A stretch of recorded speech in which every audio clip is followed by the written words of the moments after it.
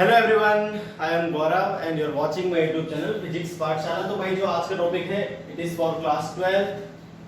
The chapter name is wave optics and the topic is for today YDSE experiment. ठीक है, YDSE का मतलब है यंग्स डबल स्लिट एक्सपेरिमेंट।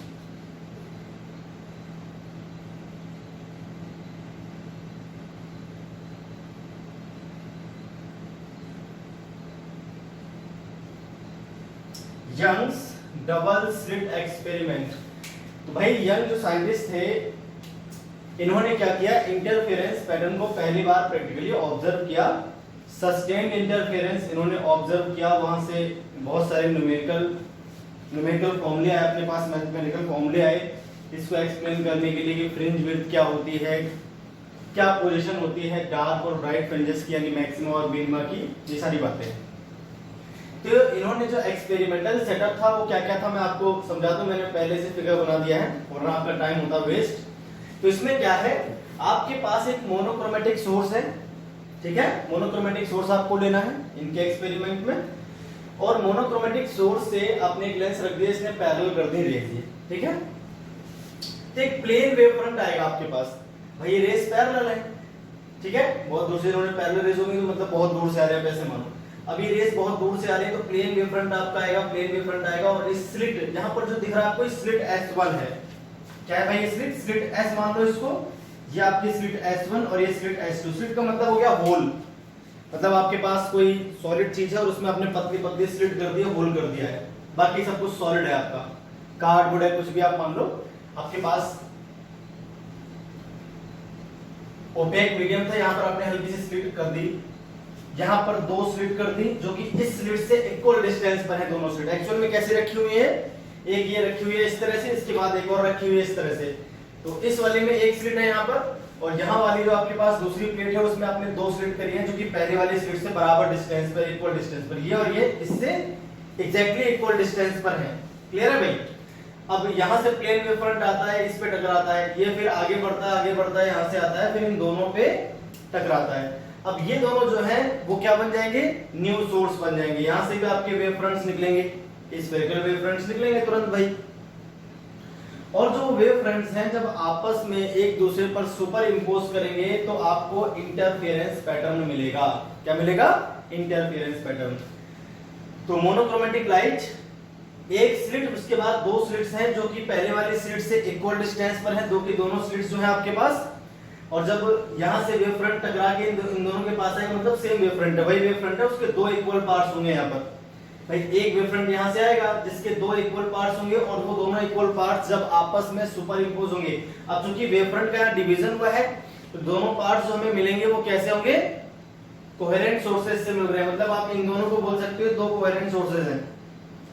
यहां से निकलने वाली जो वेव है उसकी फ्रीक्वेंसी क्या होगी, सेम, और फेज डिफरेंस क्या रहेगा, कांस्टेंट रहेगा। दोनों से जो फेज डिफरेंस रहेगा इन दोनों स्लिट्स से, यानी इन दोनों सोर्सेज से निकलने वाली वेव का, वो कांस्टेंट रहेगा। तो ये दोनों S1 S2 जो है they behaves like a coherent sources, और यहां से निकलने वाली वेव जब आपस में सुपर इंपोज होती हैं तो हमें इस तरह का इंटरफेरेंस पैटर्न मिलता है। एक ब्राइट फिर डार्क, फिर ब्राइट फिर डार्क। जो रेड कलर की मैंने बना रखी है मान लीजिए ब्राइट है, और जो व्हाइट व्हाइट गैप दिख रहा है बीच में ये क्या है, डार्क फ्रिंजेस, मतलब ये अंधेरा हो जाएगा, यहाँ पर अंधेरा रहेगा, बाकी सब क्या रहेगा, ब्राइटनेस रहेगी। तो भाई ये पैटर्न आपका प्रैक्टिकली पहली बार अचीव किया था किसने, यंग्स ने अपने डबल स्लिट एक्सपेरिमेंट में। क्लियर है भाई। तो एक्चुअल में उन्होंने पिन होल्स के लिए किया था, ये स्लिट भी नहीं थी, उन्होंने अपना जो एक्सपेरिमेंट है वो पिन होल्स से किया था, एक्चुअल में स्लिट नहीं थी। अब हम इसे स्लिट से करते हैं, और इस तरह का जो ऑब्जर्वेशन है आपको प्रैक्टिकल लाइफ में इजीली मिल सकती है देखने को, ठीक है। लैबोरेटरीज में सब करके भी दिखाया जाता है तो आपको आसानी से दिख जाएगा पैटर्न जो है। तो ये था भैया आपका young double slit experiment setup जो मैंने आपको बताया। अब इसकी जरा एक्सप्लेनेशन करते हैं, क्यों ऐसा हो रहा है, क्यों ये बन रही है, वो देखते हैं, ठीक है भाई। अब देखिए इसको मैं दिखाता हूँ, एक और तरीके से समझाता हूँ आपको, शायद आपको बात समझ में आ जाएगी। ये तो था experimental setup, Young's double slit experiment का। अब अगर इसको हम इस तरह समझे, मान लीजिए आपके पास एक स्लिट हो गई है, ठीक है, ये पिन होल मान लीजिए, जिन्होंने एक्चुअल में जो एक्सपेरिमेंट किया था, पिन होल हो गया S1, फिर यहां से बराबर दूरी पर आपके पास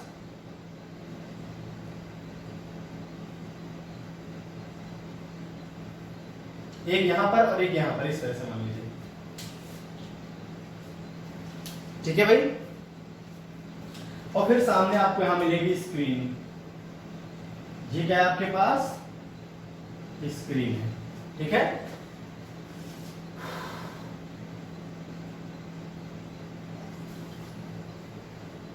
ये S1 है और ये क्या है भैया आपका S2 है। ठीक है। ये सोर्स ऑफ लाइट है, जहां से लाइट निकल रही है। मान लिया आपने यहाँ पे लेंस रखा जिसने लाइट की रेस को कर दिया पैरेलल। एक प्लेन वेव फ्रंट जाके टकराएगा स्लिट एस से। भाई जो एक प्लेन वेव फ्रंट है आपका जाकर क्या टकराएगा, स्लिट एस से जाकर वो टकराएगा।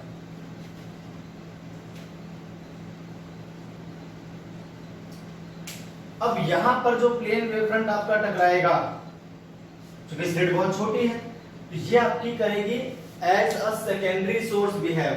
भाई जब यहाँ पे प्लेन वेव फ्रंट आएगा, प्राइमरी वेव फ्रंट जो है आपका, प्राइमरी प्लेन वेव फ्रंट यहाँ पर आकर टकराएगा, तो जो आपकी स्लिट है, जो मीडियम के पार्टिकल्स है वहां पर, वो किस तरह से बिहेव करेंगे, एज अ सेकेंडरी सोर्स। और अपने अंदर से क्या निकालेंगे भाई, वो अपने अंदर से निकालेंगे सेकेंडरी वेव फ्रंट, जो कि स्फेरिकल होंगी शेप में। अरे कैसी होंगी भाई, स्फेरिकल होंगी शेप में। अब आपको एक बात ध्यान रखनी है, जो लाइट होती है वो किस तरह से मूव करती है, क्रेस्ट और ट्रफ के फॉर्म में। भाई किसके फॉर्म में मूव करती है, क्रेस्ट और ट्रफ के फॉर्म में वो मूव करती है। ठीक है। अब क्रेस्ट और ट्रफ को मैं भाई ऐसे बनता है, मान लीजिए एक बार क्रेस्ट एक बार ट्रफ, इस तरह से मूव करती है जो वेव है क्रेस्ट और ट्रफ के फॉर्म में। तो अब रहेंगे दोनों स्फेरिकल, तो यहां पर मैं एक को बनाऊंगा ब्लू से और एक को रेड से बना दूंगा। ठीक है। तो मान लीजिए आपका जो प्लेन वेव फ्रंट है वो इस तरह से निकला। मान लीजिए पहले क्रेस्ट निकला, ठीक है, फिर आपका ये हो गया ट्रफ, फिर इस तरह से क्या निकला आपका क्रेस्ट, फिर मान लीजिए क्या निकला भाई ट्रफ, फिर मान लीजिए आपका क्या निकला क्रेस्ट, और इस तरह से यहां पर ही पहुंच गए। मान लीजिए दोनों क्रेस्ट यहां पर पहुंच गया, इन दोनों पे पड़ा। अब यहां से मान लीजिए फिर निकला, जो भी पहले निकालना चाहो आपकी मर्जी है, जैसे भी जो भी चीज यहां पे पड़ी होगी वही मान लेते हैं पहले निकली। तो यहां से हमें क्या मिला, अब जो इनकी बीच की डिस्टेंस है वो बहुत ज्यादा ना रख के थोड़ी कम कर लेते हैं, ताकि जल्दी आसानी से फिगर बन जाए, वरना थोड़े कॉम्प्लिकेट होगा बनाने में फिगर को।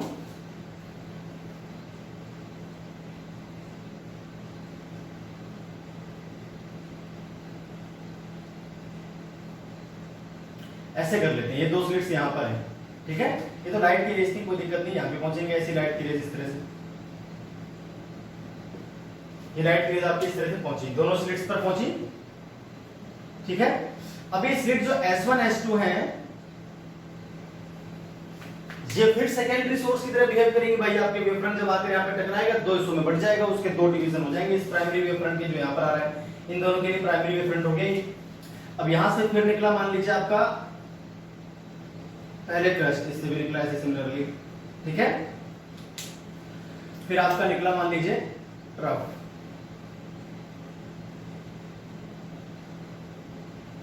ठीक है भाई। इसके बाद दोबारा क्रेस्ट निकला,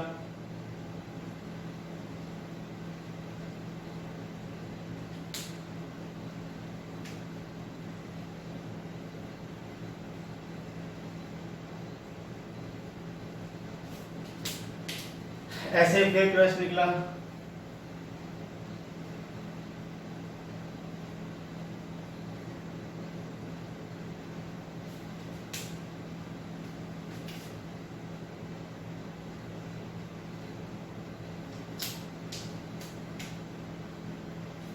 इस तरह से आपके क्रस्ट और ट्रफ लगातार निकलते रहेंगे।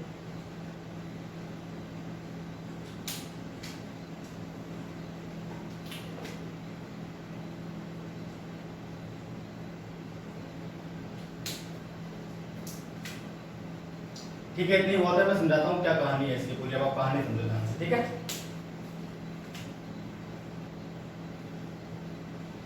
अब जरा ध्यान से देखते देखिए क्या हो रहा है, थोड़ा ध्यान समझेंगे पूरी बात को। देखिए कंस्ट्रक्टिव इंटरफेरेंस कब होता है और डिस्ट्रक्टिव इंटरफेरेंस कब होता है, ये बात पहले आप समझ लो। ठीक है भाई। अब ये कोहेरेंट सोर्सेज है, मान लीजिए आपके पास दो, जो कोहेरेंट सोर्सेज हैं, ठीक है भाई, जो आपके पास कोहेरेंट सोर्सेज हैं दो, उनसे जो क्रस्ट और ट्रफ निकल के आपस में सुपर इंपोज होंगे, तो अगर क्रस्ट से क्रस्ट मिलता है तो आपकी बनती है ब्राइट फ्रिंज, ट्रफ से ट्रफ मिलता है तो बनती है ब्राइट फ्रिंज। लेकिन अगर एक के क्रस्ट से दूसरे का ट्रफ मिलेगा, एक के क्रस्ट से दूसरे का ट्रफ अगर आपका मिलेगा तो क्या बनेगी भाई आपकी, तो आपकी बनती है डार्क फ्रिंज। क्या बनती है भाई, डार्क फ्रिंज। तो ब्राइट फ्रिंज कब बनेगी, जब दोनों के ट्रफ आपस में मिलेंगे, दोनों के क्रस्ट आपस में मिलेंगे। और डार्क फ्रिंज कब बनेगी, जब एक का क्रस्ट दूसरे के ट्रफ से या एक का ट्रफ दूसरे के क्रस्ट से मिलेगा, तो उस केस में आपके पास जो मिलेगी वो डार्क फ्रिंज मिल जाएगी। अब देखिए जैसे यहां पर ये दोनों के यहां पर आपस में मिल रहे ट्रफ मान लीजिए, फिर दोनों के क्रस्ट मिल रहे हैं, फिर दोनों के ट्रफ मिल रहे हैं, फिर दोनों के क्रस्ट मिल रहे हैं, फिर दोनों के ट्रफ मिल रहे हैं। अगर इसको एक लाइन से हम बढ़ाएं आगे,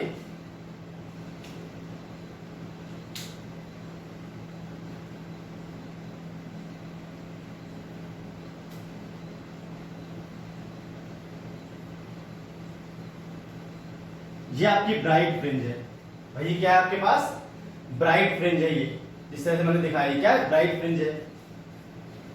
अब अगर इसी तरह से देखिए, एक की डार्क दूसरे के ब्राइट, एक की डार्क दूसरे के ब्राइट से मिल रही है यहां पर, ये आपकी डार्क फ्रिंज हो जाएगी भाई। क्या हो जाएगी आपके पास, डार्क फ्रिंज हो जाएगी इस तरह से, ठीक है। अब थोड़ा फिगर मैंने बिल्कुल मेरे पास कोई प्रकार नहीं है जिसको मैं समझा पाऊं आपको एग्जैक्टली क्या हुआ है यहाँ पे। तो हुआ ये है कि आपको बिल्कुल प्रकार लेना है, इसको सेंटर मानना है, अपने प्रकार लिया इसको सेंटर माना, एक आर्क यहाँ से मारी, एक आर्क सेम, उसके बाद थोड़ा सा बढ़ा के यहाँ से फिर एक यहाँ से मार दिया। इस तरह से आप आर्क मारते जाओ, आर्क मारते जाओ, तो जहां जहां ये मिलते हैं आपस में वो एक सीध में मिलते हैं। मेरे एग्जैक्टली सीध में नहीं आ रहा है, आपके बिल्कुल एग्जैक्टली सीध में आ जाएंगे। एग्जैक्टली क्या आ जाएंगे भैया, सीध में आ जाएंगे बिल्कुल आपके। अगर आप सही से बनाओगे आर्क यहाँ पर बिल्कुल एग्जैक्टली बराबर दूरी पर अगर आपके आर्क लगेंगी तो आपका एग्जैक्टली सेम दिखेगा, ठीक है भाई। तो इस तरह से आपको लाइन में दिखेंगे सारी लाइन, जो पॉइंट्स एक लाइन में दिख रहे हैं यहाँ पर ब्राइट फ्रिंज बनेगी। ऐसे डार्क डार्क वाले सारे एक लाइन दिखेंगे, ऐसे डार्क बनेगी, फिर ऐसी ब्राइट बनेगी, फिर डार्क बनेगी, फिर ब्राइट बनेगी, फिर डार्क बनेगी। तो इस तरह से आपको दिखेगा, ये एक ही लाइन में दिखेंगे एग्जैक्टली। अगर आर्क जो है आपकी बराबर बराबर रेडियस की होती है, दोनों बराबर बराबर रेडियस की होती है, एग्जैक्टली बराबर बराबर रेडियस होती है, तो बिल्कुल सीधे में आते हैं, जैसे आ रखे हैं सीधे में, जैसे ये सीधे में जा रहे हैं इस तरह से ना, ऊपर मिलेगी इस तरह से। ये डार्क डार्क, ठीक है, डार्क डार्क, यहाँ पर डार्क बन जाएगा, तुमको मिलाते होगे डार्क दिख जाएगी आपको। तो इस तरह से ये ब्राइट ब्राइट, ठीक है, ये वाली कट करते कुछ यहाँ पर सीधे में इस जगह पे थोड़ी बनाने में से हल्की से जो आर्क है उनको एग्जैक्टली लेंथ की नहीं हो पाई है, रेडियस की नहीं हो पाई है, इसलिए थोड़ा सा आपको ऐसा दिख रहा होगा। तो आप समझ गए हो क्या कहना चाह रहा हूं मैं। इस तरह से स्क्रीन पे ब्राइट डार्क आपको बहुत सारे मिलने वाले हैं। तो इन पॉइंट्स को मिलाते जाओगे आपको ब्राइट एंड डार्क फ्रिंजेस यहाँ पर मिलती जाएंगी। तो होता क्या है, मेन बात क्या है भैया, कि जब दोनों के ट्रफ आपस में मिलते हैं तो वहां क्या बनती है, ब्राइट बनती है। जब दोनों के क्रस्ट आपस में मिलते हैं तो बनती है ब्राइट। लेकिन एक का ट्रफ अगर एक के क्रस्ट से मिलता है, दूसरे क्रस्ट से मिलता है, तो उसको क्या बोलते हैं, डार्क फ्रिंज बोलते हैं। तो भाई ये आपका पूरा था, ये जो एक्सपेरिमेंटल स्टेटस था। क्लियर है भाई। अच्छा, इस एक्सपेरिमेंटल कुछ ऑब्जर्वेशंस थे, अगर इनमें से किसी एक स्लिट को हम ढक लेते हैं। इंपॉर्टेंट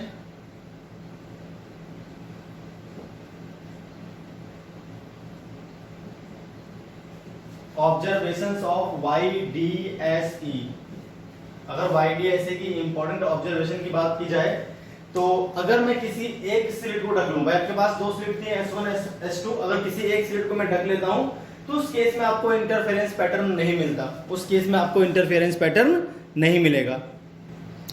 जो पहला है ऑब्जर्वेशन को देखिए, if one of the two slits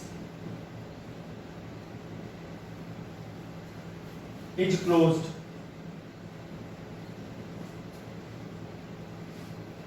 तब क्या हुआ,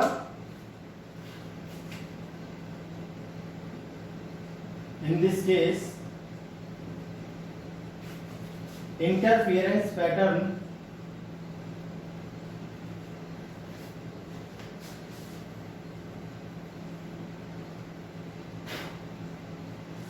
disappears।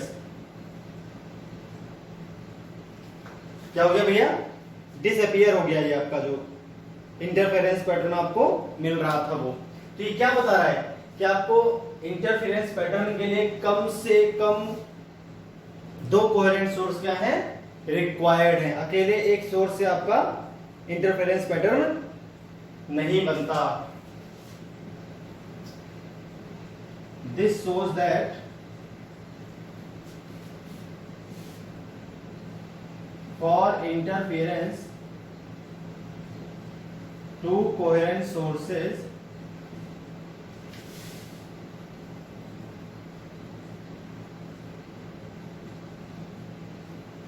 are required। Number second बात देखिए, अगर 2 अलग अलग इंडिपेंडेंट सोर्स आप यूज करते हो, इफ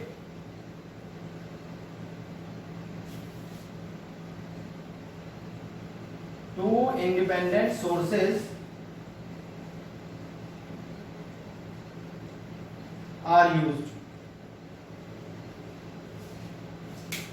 अगर 2 अलग अलग सोर्स आपने मतलब S1 स्लिट पे अलग लाइट, S2 स्लिट पे अलग सोर्स से लाइट अगर आपने भेजी, तो इस केस में क्या होता है, इन दिस केस आपका जो इंटरफेरेंस पैटर्न है वो सस्टेन नहीं करेगा, परमानेंट नहीं होगा।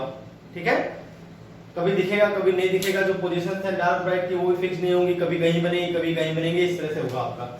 In this case interference pattern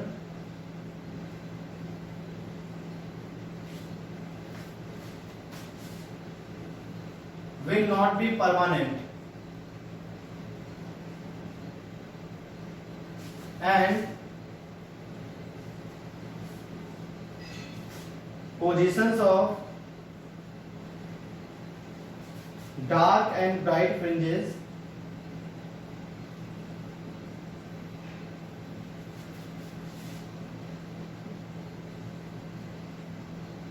will not be fixed।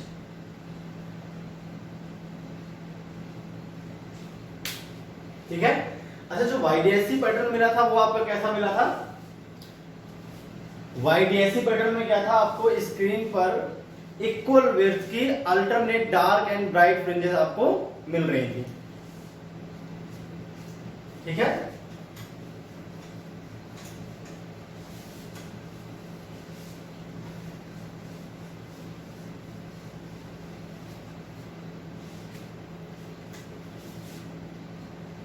in YD experiment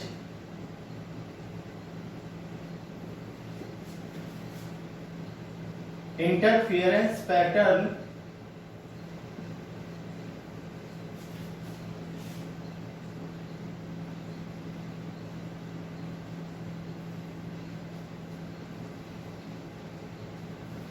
which contains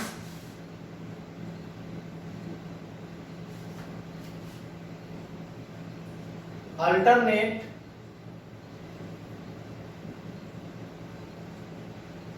bright and dark fringes, bright and dark का मतलब है मैक्सिमा और minima, bright and dark fringes of equal width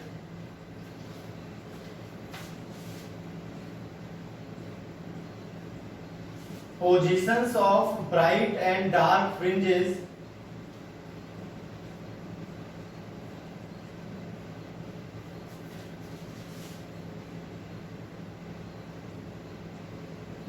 is fixed।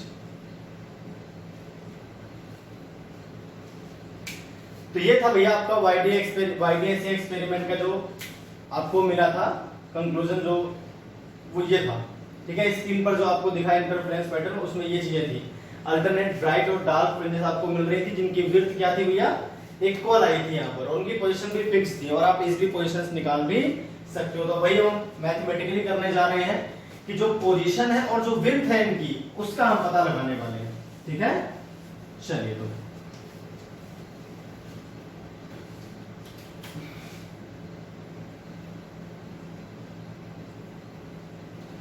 Positions of bright यानी maxima and dark यानी minima.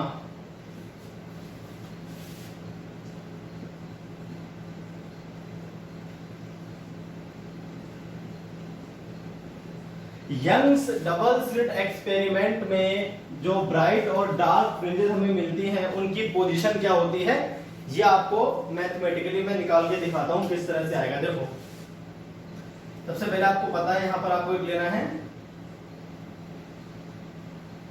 एक क्या आपको दो सोर्स लेने हैं एक्चुअल में, ठीक है। इस तरह से आपने दो सोर्स ले लिए, क्लियर है भाई, और एक स्क्रीन ले ली यहां पर सीधे सीधे। ये क्या है आपकी स्क्रीन है।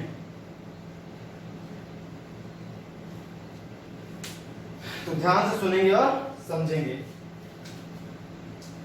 यहां पर आपके पास बिल्कुल एग्जैक्टली बीच में, इनके बीच से एक लाइन आपको यहां पे ड्रॉ करनी है और इस पॉइंट का नाम रख लेते हैं हम यहां पर O स्क्रीन पर, ठीक है भाई। ये स्लिट S1 है और ये वाली स्लिट जो है इसका नाम क्या है भैया, S2 है। ये स्लिट S1 है आपके और ये स्लिट का नाम क्या है, X2 है एग्जैक्टली। इन दोनों के जो बीच की डिस्टेंस है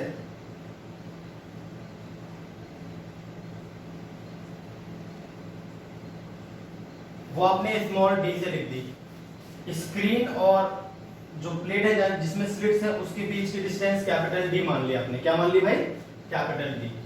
अरे क्लियर है भाई। इस तरह से। अच्छा यहां पर जो सोर्स है आपका बिल्कुल एग्जैक्टली बीच में रखा होता है, ये बात और ध्यान रखनी है आपको। तो यहां पर कोई एक सोर्स होता है S, ठीक है। अब मान लीजिए इससे लाइट निकलकर यहाँ पहुंचती है, इस तरह से लाइट की रेज में आपकी वो इस तरह से पहुंचती है। यहाँ तो कोई पाथ डिफरेंस रहेगा नहीं इनके बीच, भाई यहाँ पर तो इनके बीच कोई पाथ डिफरेंस है नहीं, तो अभी तक तो कोई पाथ डिफरेंस नहीं है। फिर भाई समझ आ गई बात। अब जब वो यहाँ पहुंचेंगे इस जगह पर, तो यहाँ से फिर से वेव फ्रंट निकलेंगे और आपको दो रेस लेनी है अलग अलग। अब मान लीजिए आपने एक रे ले ली, मैं इसे मिटा देता हूं, ऊपर जगह बन जाएगी, हेडिंग तो आपने डाली ली होगी।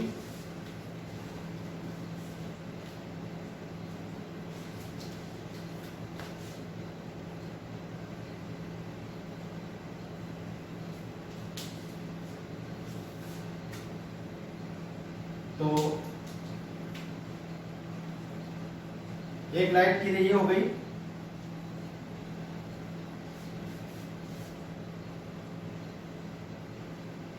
और दूसरी लाइट के रे आपके पास ये हो गई, ठीक है। अभी यहाँ पर कोई पाथ डिफरेंस नहीं है दोनों लाइट के रेस के बीच में। यहाँ पर जो मीडियम है वो भी आपका सेम ही है, क्लियर है भाई। तो पाथ डिफरेंस कहां से आएगा, ये रास्ता और ये रास्ता जो इनके बीच ऑप्टिकल पाथ डिफरेंस होगा। अभी यहाँ पे रिफ्रैक्टिव इंडेक्स म्यू मान रहे हैं, म्यू जो है आपका 1 है। यहाँ पर जो रिफ्रैक्टिव इंडेक्स है दोनों के बीच में वो कितना है, 1 है। यहाँ पर सिर्फ एयर है, वैक्यूम आप इस तरह से एज्यूम करोगे, ठीक है, थोड़ी देर के लिए।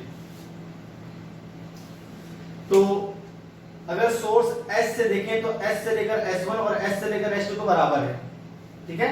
इस पॉइंट का नाम हम मान लेते हैं P। इस पॉइंट का नाम हम क्या मान लेंगे भैया, P मान लेंगे, ठीक है। तो इस तरह फिगर आपने बना लिया। Now SS1 is equal to SS2 है। यहाँ पे आपका जो रिफ्रैक्टिव इंडेक्स है वो 1 ही लिया आपने, सेम लिया, यहाँ भी 1 है और यहाँ पे रिफ्रैक्टिव इंडेक्स क्या, अभी एयर आप ले रहे हो, बाद में यहाँ पर मीडियम भी भर लेंगे, ठीक है। वो कंप्लीशंस के लिए इंपॉर्टेंट होंगे। तो अभी ये वाला डेरिवेशन आपके बोर्ड के लिए बिल्कुल बेसिक वाला है। इसके बाद बहुत सारी बातें अलग अलग से करेंगे। यहाँ पे बीच में कोई मीडियम लगाएंगे, फिर यहाँ पे अलग मीडियम, यहाँ पे अलग मीडियम भर के देखेंगे। बहुत सारे स्पेशल केसेस बनेंगे बाय डीएसी के। बिल्कुल सिंपल केस पहले आप देखो किस तरह से बनता है, जो बेसिक केस है वो देख लो पहले आप। SS1 तो SS2 के बराबर है, ठीक है। हेंस ऑप्टिकल पाथ डिफरेंस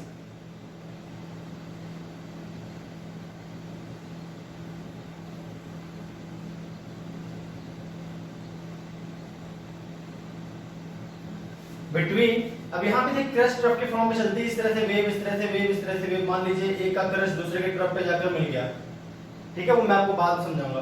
तो अभी जो रेज है इनका जो ऑप्टिकल पाथ है वो भाई हम पीछे निकाल चुके हैं कि दो रेज जब कोहेरेंट सोर्सेस हैं, दोनों रेज जब आपस में मिलेंगे यहाँ पर, तो इनके बीच का पाथ डिफरेंस क्या है ये तय करेगा। जो पाथ डिफरेंस है कि वहां पर मिनिमा बनेगी या मैक्सिमा। तो मैक्सिमा के लिए जो हमने कंडीशन इसके पिछले वाले वीडियो लेक्चर में पढ़ी थी, अगर आपने नहीं देखा तो पहले उसे जरूर देख लें। मैक्सिमा और मिनिमा के लिए जो कंडीशंस थी, तब पाथ डिफरेंस क्या होना चाहिए दो रेस के बीच का, फेज डिफरेंस क्या होना चाहिए दो रेस के बीच का, और टाइम डिफरेंस क्या होना चाहिए दो रेस के बीच का, इसके लिए मैंने डेरिवेशन किया था। तो उसका आज हम यूज करेंगे यहाँ पे। Optical path difference between rays from sources S1 and S2, slits लिखे सोर्सेज है ना, from slits S1 and S2 when reaches to point P on screen। ठीक है भाई, जो आपकी स्क्रीन है उस पर जब ये जाकर मिलती है पॉइंट P पर S1 और S2 से निकलने वाली रेज, तो यहां तो कोई पाथ डिफरेंस है नहीं, अब सीधा पाथ डिफरेंस आपके पास यहां आएगा। तो पाथ डिफरेंस को हम मान लेते हैं लैम्डा से। ऑप्टिकल पाथ डिफरेंस निकालना है आपको, ठीक है। ऑप्टिकल पाथ डिफरेंस, अच्छा ऑप्टिकल पाथ डिफरेंस क्या होता है, ज्योमेट्रिकल लेंथ और मल्टीप्लाई रिफ्रैक्टिव इंडेक्स। तो आपका 1 है यहाँ पर, तो आपकी जो ज्योमेट्रिकल लेंथ है वही ऑप्टिकल पाथ है। अगर ये कुछ और होता तो फिर यहाँ पर म्यू से मल्टीप्लाई करते, वो हम बाद में आपको सिखाएंगे, ठीक है। तो ऑप्टिकल पाथ डिफरेंस, इसको हम डेल्टा एक्स बोलेंगे, वो आपका जो है क्या आ जाएगा,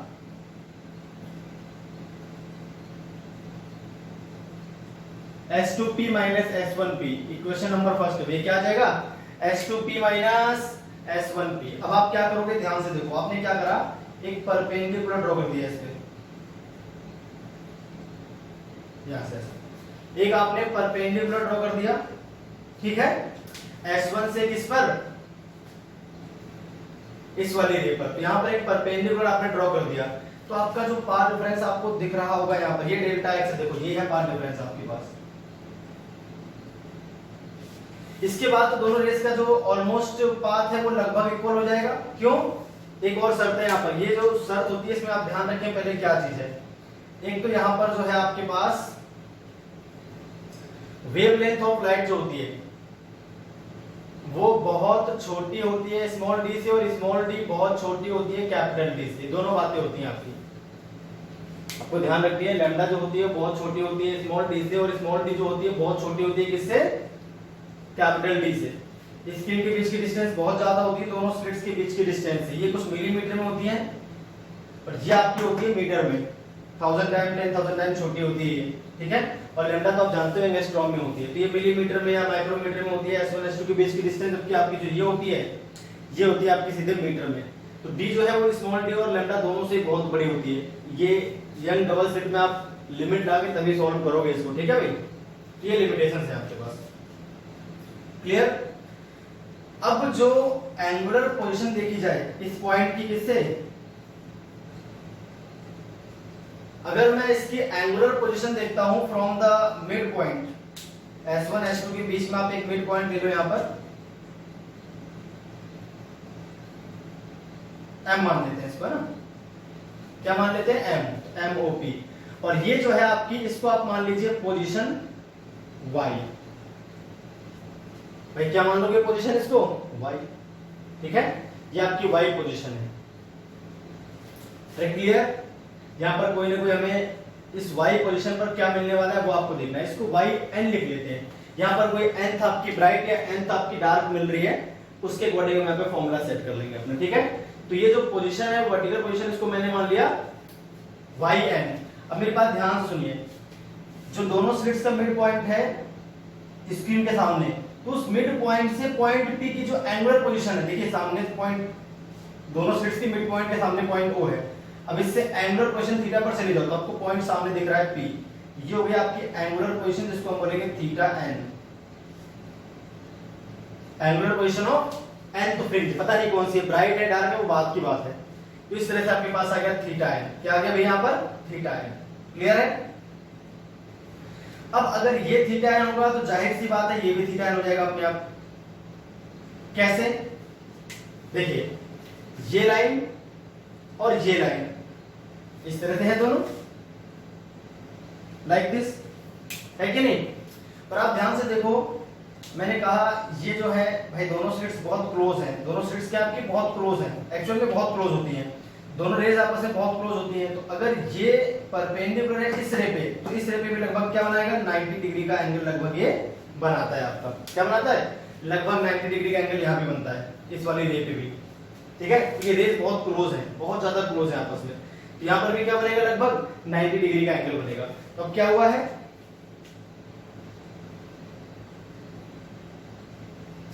ये 90 है इस पे और ये 90 है इस पे, इस तरह से, ये तो कंडीशन है। तो आप देखो ध्यान से क्या हुआ है, मान लीजिए इस लाइन को आपने इधर घुमा के इधर शिफ्ट कर दिया तो थीटा एंगल से भी घूमेगा।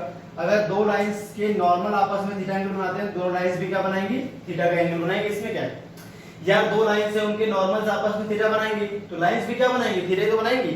मान लीजिए आपकी ये शेप है इस तरह से, अगर मैं इसको ऐसे घुमाता हूं इस तरह से ऊपर की तरफ, जितने एंगल से ये पेन घूम रहा है उतने एंगल से भी पेन घूमेगा दूसरा वाला। इस तरह से शेप थी अपने पास, मान लीजिए इस तरह से, ये तो शेप थी, है कि नहीं।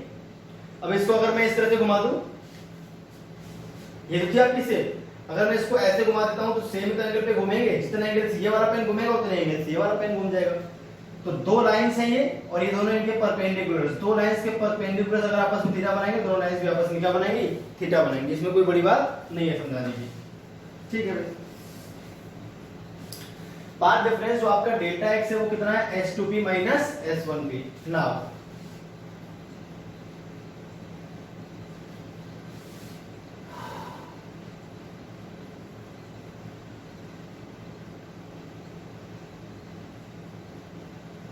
इसका नाम रख लेते हैं n। तो triangle S1 S2 n, S1 S2 n triangle में अगर आप ध्यान से देखो तो आपके पास जो ट्रायंगल आपको दिखेगा वो कुछ इस तरह से दिख रहा होगा।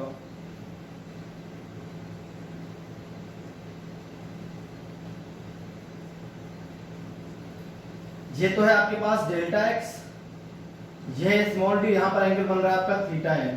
क्या बन रहा है भाई, थीटा एन। तो यहां से अगर हम देखें तो sine theta n is equal to क्या हो जाएगा, डेल्टा एक्स अपॉन में डी। भाई sine theta n is equal to क्या हो जाएगा, डेल्टा एक्स अपॉन में डी। इक्वेशन नंबर फर्स्ट कर लो इसको, जो भी है सेकंड कर लो। Again in triangle M P O M लिख लीजिए, in triangle P O M दिख रहा है आपको, ये ब्लू कलर की जो लाइन आ रही है इस तरह से, पी ओ एम ट्राइंगल में। अगर पी ओ एम ट्राइंगल में हम tan थीटा एन लगाते हैं तो tan थीटा एन क्या आ जाएगा भाई, tan थीटा एन आपको क्या आ जाएगा, यहां से देखो आप ध्यान से, वाई एन और अपॉन में कैपिटल डी।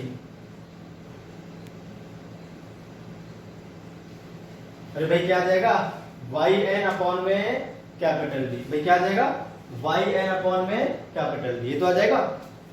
ये आपके एंगुलर पोजीशन है एक्चुअली जो है यहां पर, ठीक है। अब आप देखो ध्यान से, मैंने जो कंडीशन यहाँ पे लिखी हुई डी बहुत छोटा है कैपिटल डी से, भाई जो डी है वो बहुत छोटा है कैपिटल डी से।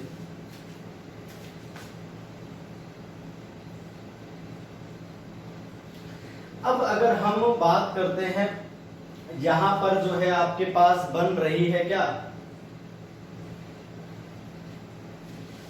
ब्राइट या डार्क फ्रिंज जब आपकी बनेगी, मेरी बात ध्यान सुनो, जब भी आपकी ब्राइट या डार्क फ्रिंज बनेगी तो आप यहाँ कंडीशन लिखोगे। अगर आप ब्राइट फ्रिंज की बात करते हो तो n लैम्डा लिखा जाएगा, n लैम्डा अपॉन में d। अगर आप डार्क फ्रिंज की बात करते हो तो n minus 1 upon 2 lambda upon में d। ये तो हो गया। यहाँ पर पैटर्न मिलता है उसकी जो चौड़ाई है बहुत ज्यादा नहीं है, बहुत ज्यादा दूरी में नहीं फैला होता है, पहली बात आप ध्यान रखिए, बहुत ज्यादा दूरी में फैला नहीं होता है।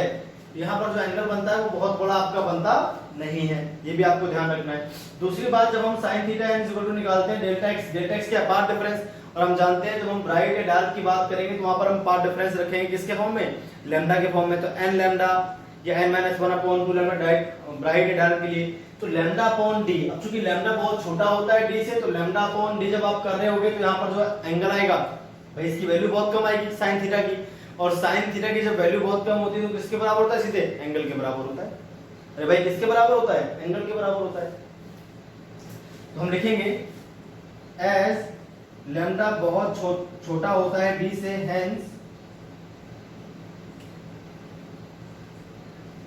जो एंगुलर पोजीशन होती है ये बहुत ज्यादा नहीं होती है, जो पैटर्न आपका बहुत दूरी में नहीं फैला मिलता आपको, hence theta n will be very small, hence sine theta n जो है वो आपका लगभग टेन थीटा एन के बराबर होता है। दोनों जो है साइन थीटा और टेन थीटा एन दोनों किसके बराबर हो जाएंगे? थीटा के बराबर होते हैं, हम जानते हैं ना। साइन थीटा भी थीटा के बराबर और टेन थीटा भी आपका थीटा के बराबर हो जाता है जब एंगल आपका क्या हो? छोटा हो। अरे क्लियर है कि नहीं बात? तो अब ध्यान से यहाँ पर सिर्फ देख के चलिए, इतनी बात हमको समझ में आ गई। अब अगर दोनों को बराबर कर देते हैं हम तो हमें क्या मिल जाएगा? डेल्टा एक्स अपॉन में डी इज इक्वल टू क्या मिल जाएगा? वाई एन अपॉन में कैपिटल डी। क्या मिल जाएगा भाई आपको? वाई एन अपॉन में कैपिटल डी, इस तरह से जो लिखा हुआ है। क्लियर है? तो यहां से अगर हम देखें पोजीशन, तो पोजीशन क्या आ जाएगी? D into delta x upon में स्मॉल डी।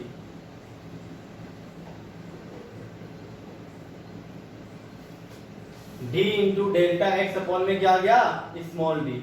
ये आपकी पोजीशन है किसी nth फ्रिंज के लिए। किसके लिए? For nth fringe. D into delta x upon में डी, दोनों के बीच जो पार्ट डिफरेंस होगा। अरे क्लियर है कि नहीं?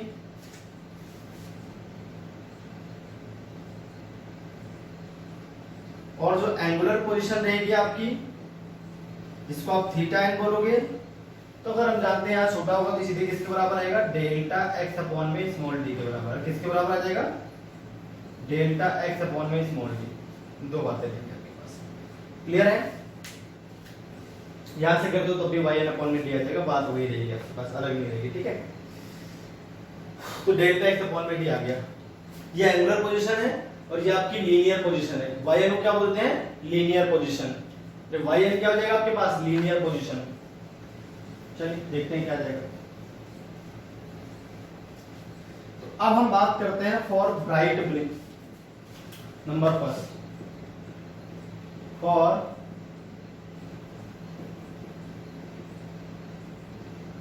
Bright fringe. अगर हम बात करते हैं सीधे किसकी? ब्राइट फ्रिंज की, तो अगर हम ब्राइट फ्रिंज की बात करें तो पार्ट डिफरेंस क्या होता है? Delta x is equal to होता है एन लैम्डा और nth ब्राइट फ्रिंज। तो इस केस में हेंस लीनियर पोजीशन फ्रॉम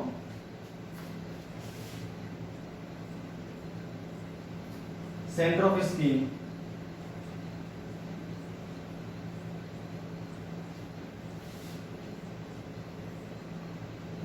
तो ये आ जाएगा आपके पास वाई एन। अब देखिए y n is equal to क्या था? D into delta x. तो D into n lambda upon में स्मॉल डी, जिसको हम बोलेंगे एन डी लैम्डा अपॉन में small d. It is the linear position for bright fringes. It is the condition of linear position of bright fringes. And angular position निकालते हैं अगर,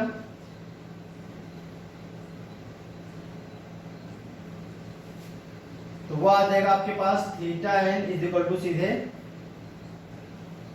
N lambda upon में small d. Theta n क्या आ जाएगा? N lambda. चाहे यहां से करिए सॉरी tan थीटा वाले फॉर्मूले से करें, चाहे sin थीटा वाले फॉर्मूले से करें, आपका जो एंगुलर पोजीशन थीटा एन आएगा वो सीधे ही आ जाएगा एन लैम्डा अपॉन में d. Y n upon capital d करोगे तब भी आपके आ जाएगा एन लैम्डा अपॉन में डी। ये तो आ जाएगा भाई सीधे सीधे। क्लियर है कि नहीं? तो ये हो गया आपके पास किसके लिए? Bright fringes. तो अगर फर्स्ट ब्राइट फ्रिंज निकालनी है तो n की वैल्यू 1 पुट कर देना, सेकंड निकालनी है तो n की वैल्यू क्या पुट कर दोगे आप? 0 1 2 इस तरह से मिलती है आपके पास। n की वैल्यू 0 1 2 इस तरह से मिलती है। तो अगर आपको सेंट्रल ब्राइट फ्रिंज चाहिए तो y की वैल्यू 0 मतलब सीधे सेंट्रल ब्राइट फ्रिंज कहां मिलेगी? एट o मिलेगी। First bright fringe d lambda by d की दूरी पर, second bright fringe 2d lambda by d की दूरी पर, है कि नहीं? इस तरह से आप इजीली निकाल सकते हो। अब ऐसे हम बात कर लेते हैं फॉर डार्क फ्रिंजेस। और अब किसके लिए बात करेंगे? For dark fringes. तो डार्क फ्रिंजेस के लिए हम जानते हैं जो पाथ डिफरेंस होता है आपका वो होता है n-1/2 इंटू लैम्डा, जहां जो n की वैल्यूज है वो 1 से रखी आती है। किससे रखी आती है? 1 से। यहां पर जो फॉर्मूला आ जाएगा आपके पास वो आ जाएगा n-1/2 d lambda by d, इस तरह से।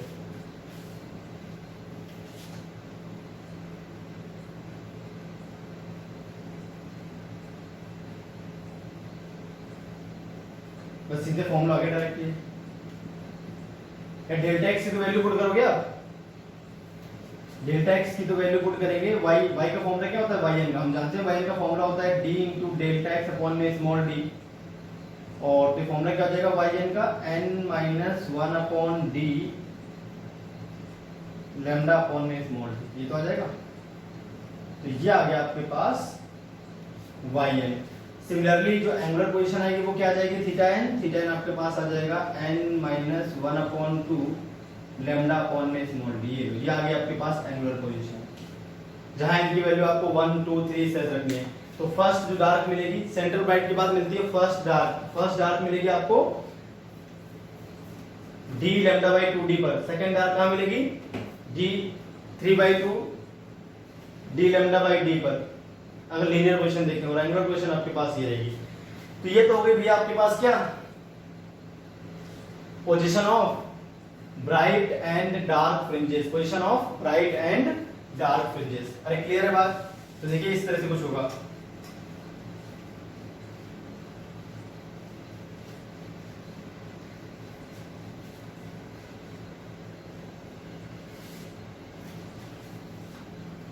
अगर स्क्रीन पे देखें, यहाँ पे स्क्रीन थी तो आपके पास ये मिड पॉइंट था, है कि नहीं। तो ये आपकी सेंट्रल ब्राइट फ्रिंज थी। ये क्या थी, सेंट्रल ब्राइट, फिर फर्स्ट डार्क, फिर फर्स्ट ब्राइट, फिर सेकेंड डार्क, फिर सेकेंड ब्राइट, इस तरह से मिल रहे हैं। इसके बाद इधर भी first dark, first bright, second dark, second bright, बराबर बराबर दूरी पर एग्जैक्टली आपको मिलते जाएंगे। तो अब देखिए इनके बीच की दूरी ये आ जाएगी डी लैम्डा बाई 2d, है कि नहीं। और दो ब्राइट फ्रिंजेस के बीच की दूरी देखें तो वो आ जाएगी डी लैम्डा बाई डी। ऐसे अगर आप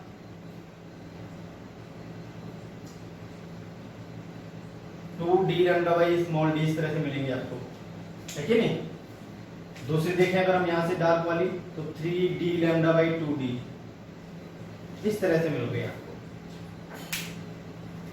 तो सेंट्रल ब्राइट से जो फर्स्ट ब्राइट मिलती है वो डी लैम्डा बाई डी पर मिलती है, सेकंड ब्राइट जो मिलती है वो 2d लैम्डा बाई डी पर मिलती है फ्रॉम द सेंट्रल पोजीशन। इस तरह से आपको ऊपर भी मिलती है। क्लियर होगी बात। इसलिए आप निकाल सकते हैं, इसमें कोई टेंशन वाली बात नहीं है।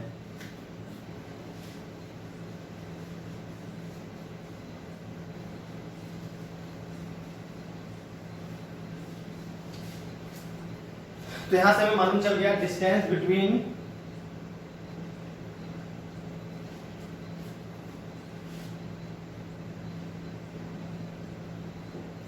Positions of two consecutive bright fringes और two consecutive dark fringes. Number first बात है वो होती है आपकी कितनी, डी लैम्डा बाई डी। क्या रहती है भाई, D lambda by D, delta by. दो ब्राइट या दो डार्क दोनों के बीच की डिस्टेंस आप निकालोगे, डी लैम्डा बाई डी आएगी। करके देख लो आप इसे भाई। 3d लैम्डा बाई 2d को डी लैम्डा बाई 2d से माइनस करोगे तब भी आपके पास क्या आएगा, डी लैम्डा बाई डी आएगा। 2d लैम्डा बाई डी और डी लैम्डा बाई 2 को माइनस करोगे तब भी क्या आ जाएगा आपके पास, डी लैम्डा बाई डी आएगा। दूसरी बात, डिस्टेंस बिटवीन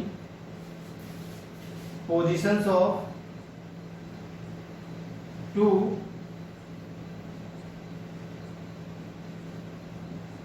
consecutive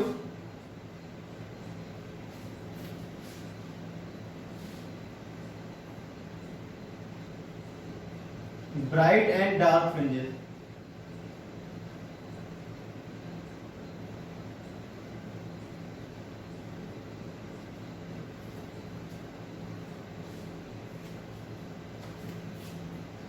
एक ब्राइट और एक डार्क के बीच में दूरी आएगी वो कितनी आ जाएगी, delta y is equal to हो जाएगा आपके पास, देखिए टी लैम्डा बाई 2d आ रहा है। Distance between first bright and first dark, second bright या सेकेंड डार्क, थर्ड ब्राइट या थर्ड डार्क के बीच की distance d lambda by 2d आ जाएगी। दो कंसेक्यूटिव ब्राइट और डार्क के बीच की डिस्टेंस क्या आएगी, d लैम्डा बाई d आएगी। और दोनों ब्राइट है दोनों डार्क है तो उनके बीच की डिस्टेंस आएगी d लैम्डा बाई d। इस तरह से कहानी बन रही है भाई। ये आपकी क्या बन रही है, कहानी बन रही है जो मैंने आपको बता दी, समझा दी। चलिए तो भैया आगे बढ़ चलते हैं किसके ऊपर, अब हम चलते हैं बात कर लेते हैं किसकी, फ्रिंज विड्थ की।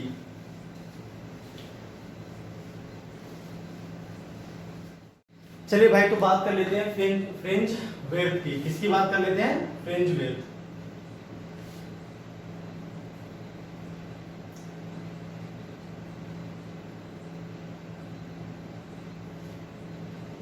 Fringe width of bright fringes,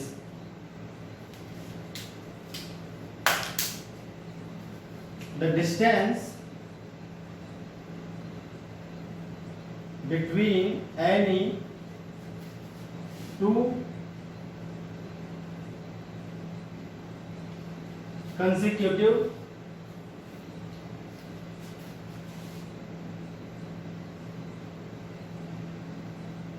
the distance between positions of any two consecutive dark fringes is called fringe width of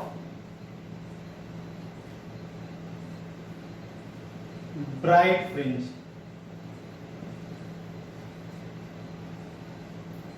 fringe width of bright fringe.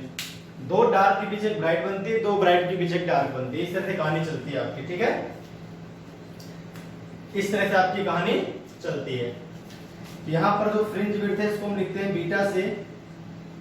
तो अगर हम दो लगातार डार्क फ्रिंजेस को तो y2 डार्क और y1 dark को minus कर देंगे तो क्या निकल आएगा, fringe width of bright fringe निकल आएगी, जिसको बीटा से लिखते हैं। तो आपके पास क्या आ जाएगी, 3d lambda by 2d minus d lambda by 2d। या y3 माइनस y2 कर सकते हो, y4 माइनस y3 कर सकते हो, कोई सी दो कंसेक्यूटिव आप कर लो, आपकी मर्जी है। तो d लैम्डा अपॉन में स्मॉल d। या yn माइनस yn माइनस 1 कर सकते हो, उससे भी आपका जो आंसर है वो क्या आएगा, सेम आएगा, एग्जैक्ट आएगा। अरे क्लियर है बात। ऐसे अगर हम fringe width of dark fringe की बात करें, इसकी बात करें डार्क, भाई स्पेलिंग देख लिया करो, कुछ मैं जल्दबाजी में गलत लिख दूं तो। डार्क फ्रिंजेस यहां पर हम इस जगह पे, यहां पर हम लिख देंगे ब्राइट और यहां पर आ जाएगा डार्क, जस्ट उल्टा कर देंगे, बस यहां पर ये बच जाएगा, यहां पर 2 आ जाएगा, यहां पर सीधे d लैम्डा बाई d आ जाएगा, यहां पर ब्राइट लिख देना, यहां पर ब्राइट लिख देना, ये लो, तब भी फ्रिंज विड्थ आपकी ये आ जाएगी d लैम्डा बाई 2d। यहां से क्या है कि दोनों, चाहे डार्क फ्रिंज हो चाहे ब्राइट फ्रिंज हो, दोनों की जो विड्थ होती है वो क्या होती है, इक्वल होती है। ये आपको मालूम चल गया।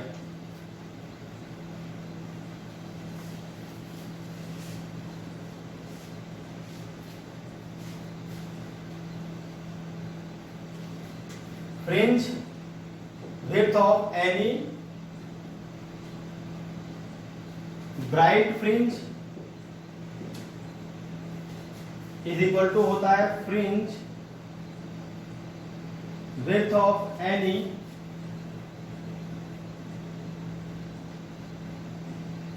dark fringe, जो कि होती है आपकी d लैम्डा अपॉन में 2d के बराबर। किसके बराबर होती है भाई, d लैम्डा अपॉन में 2d के बराबर, दोनों के लिए ध्यान रखना है आपके पास। अच्छा एक और बात आपको ध्यान रखनी है, यहाँ पर जो आपकी शेप होती है फ्रिंजेस की वो स्ट्रेट नहीं होती है, एक्चुअल में होती है हाइपरबोलिक। कैसी होती है आपकी, हाइपरबोलिक होती है, ये बात आपको ध्यान रखनी है। क्लियर है भाई, ये आपको नोट में लिखना है, ये बात आप ध्यान रखें। इन YDSE experiment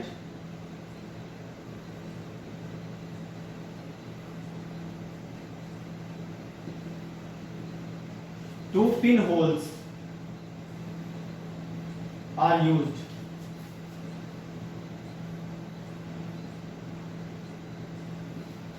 in place of linear slits. Hence, shape of fringes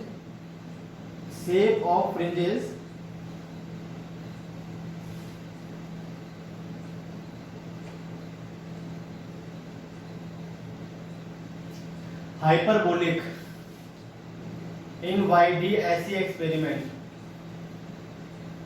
having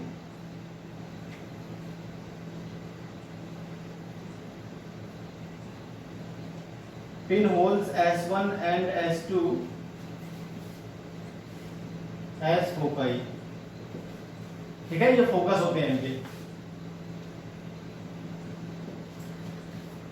S1 S2 आपके फोकाई होते हैं और आपके हाइपरबोलिक बनती है जो शेप्स होती हैं।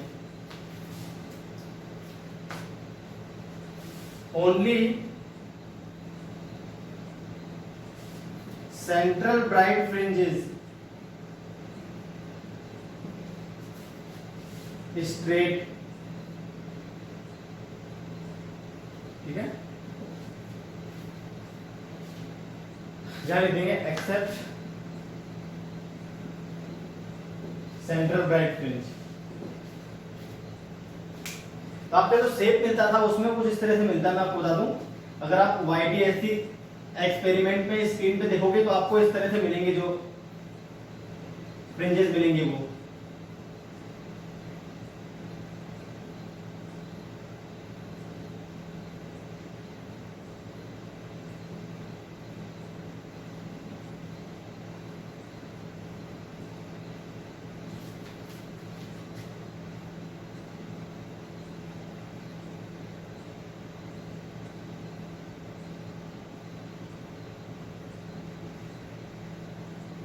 इस तरह से मिली थी आपको यहाँ पर जो फ्रिंजेस मिली थी। ये मान लीजिए आपके पास जो है ब्राइट फ्रिंजेस है, ऐसी शेप मिलती है। क्योंकि हमने YDSE में जो YDSE एक्सपेरिमेंट है, यंग्स ने अपने जो एक्सपेरिमेंट किया था उन्होंने उसमें पिन होल्स यूज की थी, स्लिट्स यूज नहीं की थी। तो उनको ये मिला था इस तरह का जो शेप मिला था, वो कैसा मिला था, हाइपरबोलिक मिला था। आपको ध्यान रखना है, इस तरह का शेप मिलता है। जो अब हम करते हैं एक्सपेरिमेंट, उसमें हम स्लिट्स यूज करते हैं तो आपको स्ट्रेट मिलती है। कैसे मिलती है भैया, स्ट्रेट मिलती है। आपको ध्यान रखनी है बात, ठीक है।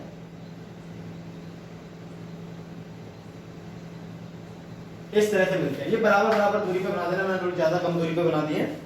आप एग्जैक्टली बराबर दूरी पे बनाना, जितनी मोटी है उतनी गैप छोड़ना, जितनी मोटी है उतनी गैप छोड़ देना, जितनी मोटी है उतनी गैप छोड़ देना।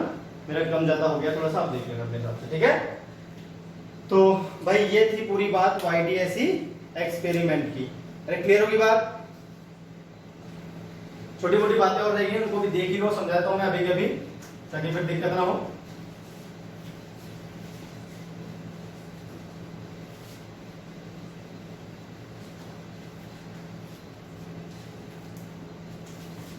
Factors affecting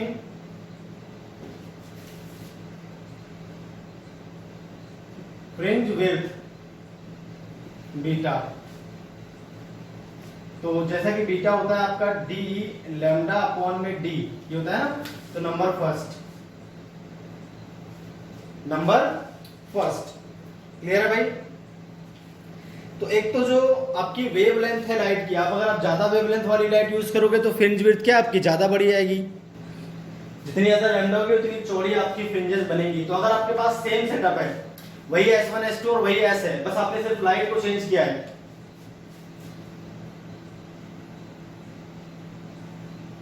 greater the wavelength lambda more the width of fringes।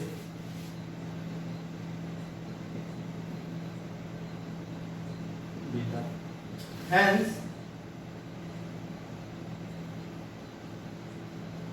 for same setup वही S1 S2 सबको सेम लिया जाए, D और कैपिटल D को फिक्स रखा जाए, then for red color,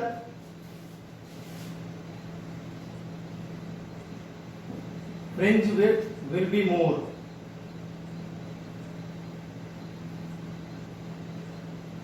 Then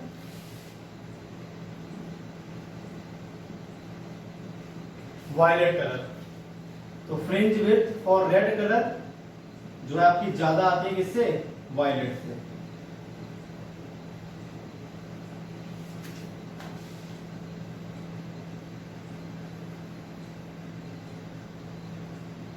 small d और कैपिटल डी को फिक्स कर दिया तो भाई आपको ये केस मिलेगा। पहली बात तो क्लियर है।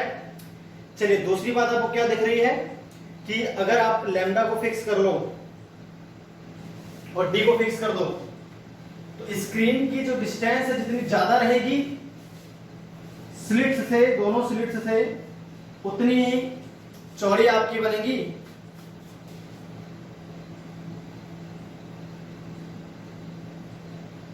For given slits and wavelength of light,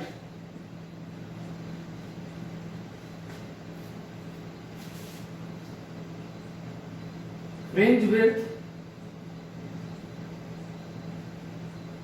increases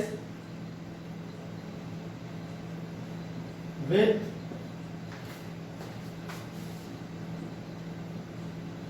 increasing distance between screen and slits. Beta is directly proportional to capital D है। और तीसरी बात आपको दिख ही रहा है, for fixed lambda and D जो बीटा होता है वो इनवर्सली प्रोपोर्शनल टू डी होता है। जितनी ज्यादा क्लोज होंगे दोनों स्लिट्स बीटा उतनी ही ज्यादा चौड़ी बनेगी। Fringe width will be more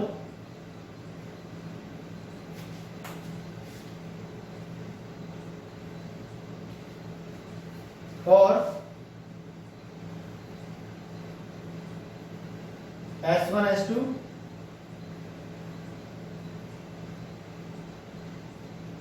lie closer to each other।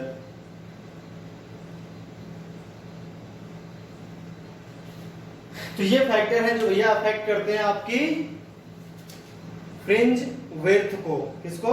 Fringe width को। अब आपके पास एक और बात है, सस्टेन्ड जो इंटरफेरेंस पैटर्न है आपका YDSC, उसके लिए क्या कंडीशन होती है? Conditions for sustained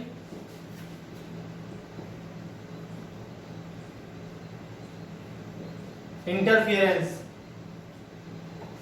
conditions for sustained interference। sustained interference का मतलब समझ गए भाई, जो आपका इंटरफेरेंस पैटर्न है आपका स्क्रीन पर साफ साफ दिखे आपको और उसमें जो पोजीशंस हैं मैक्सिमम और मिनिमम की वो बदले नहीं, अल्टरनेट आपको डार्क फ्रिंज मिले और काफी परमानेंट हो, मतलब बहुत देर तक आपको इंटरफेरेंस पैटर्न मिलता रहे। वो ऐसा नहीं कभी दिख रहा है फिर गायब हो गया, फिर दिख रहा है फिर गायब हो गया, और जो पोजीशंस हैं ब्राइट एंड डार्क की वो हट रही हैं, ऐसा नहीं होना चाहिए। तो उसके लिए क्या कंडीशन है? पहली condition, sources S1 and S2 must be coherent. यानी S1 और S2 जो आपके पिन होल्स हैं या फिर स्लिट्स हैं और उन पे अलग अलग सोर्सेज से लाइट आएंगी तो फिर सस्टेन्ड आपको नहीं मिलेगा इंटरफेरेंस।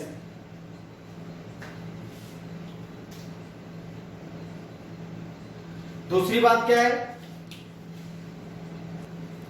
जो लाइट है आपकी वो मोनोक्रोमेटिक होनी चाहिए। The light should be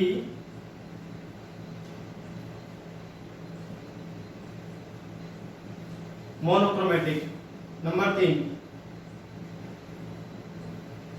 sources S1 and S2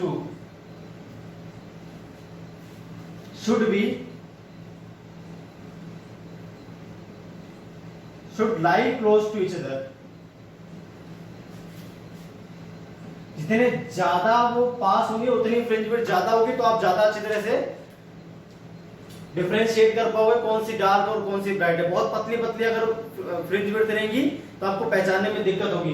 भाई ब्लैक व्हाइट अगर बहुत क्लोज होती है तो आपको यही कलर से दिखता है, वो समझने में दिक्कत आती है। तो फ्रिंज विड्थ जितनी ज्यादा होगी उतनी कंट्रास्ट पड़ेगा, उतनी पहचानने में आपको क्या होगी, आसानी होगी। तो सोर्सेज S1 S2 क्या होने चाहिए, बहुत पास होने चाहिए। Screen should be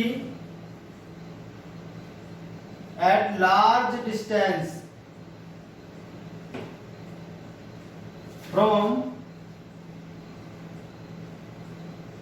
sources। Capital D जितना ज्यादा होता है उतनी बीटा आपकी चौड़ी होती है, मतलब फ्रिंज विड्थ आपकी ज्यादा होती है। तो उस केस में भी क्या होगा, आपको पहचानने में आसानी होगी इंटरफेरेंस पैटर्न को। जितनी ज्यादा फ्रिंज विड्थ होती है उतनी आसानी से पहचान हो जाती है। दोनों सोर्स आपके नैरो होने चाहिए। बोथ स्लिट्स या सोर्सेज S1 and S2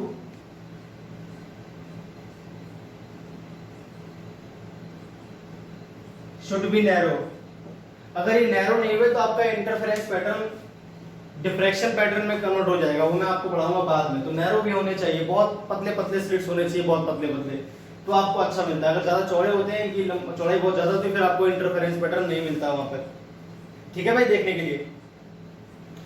और जो दोनों वेव्स हैं उनके जो एम्पलीट्यूड्स हैं वो क्या होने चाहिए, दोनों जो सोर्सेज हैं उनसे निकलने वाली लाइट के जो एम्पलीट्यूड्स हैं वो लगभग क्या होने चाहिए, बराबर होने चाहिए।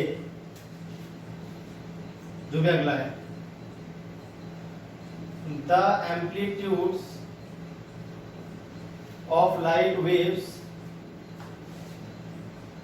emitted from two sources S1 and S2, ये कोहेरेंट और है। Two coherent sources S1 and S2 should be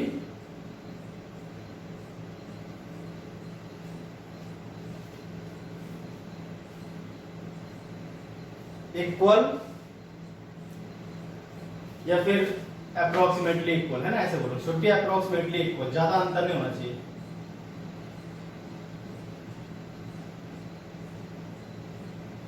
for better contrast between bright and dark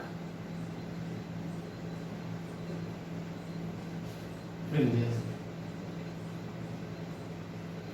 तो भाई ये था आपका पूरा YDSA एक्सपेरिमेंट। मैंने आपको YDSA एक्सपेरिमेंट के बारे में सारा कुछ लगभग समझा दिया। सिंपल केसेस थे यहाँ पर पोजीशंस क्या होती है ब्राइट की और डार्क की, तो YN मैंने निकाल दी, सेंट्रल एंगुलर पोजीशन भी निकाल दी, विड्थ आपकी निकाल दी मैंने, लीनियर विड्थ निकाल दी। ठीक है, एंगुलर विड्थ भी आप इजीली निकाल सकते हो, लैम्डा बाई स्मॉल डी आ जाएगा। एंगुलर विड्थ जो आएगी वो क्या आ जाएगी, लैम्डा बाई स्मॉल डी।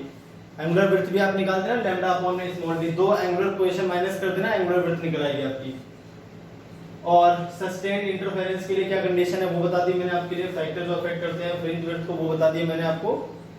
तो आज का वीडियो लेक्चर ऑलरेडी बहुत लंबा हो चुका है, तो आज के लिए इतना ही, फिर मिलते हैं नेक्स्ट वीडियो लेक्चर में।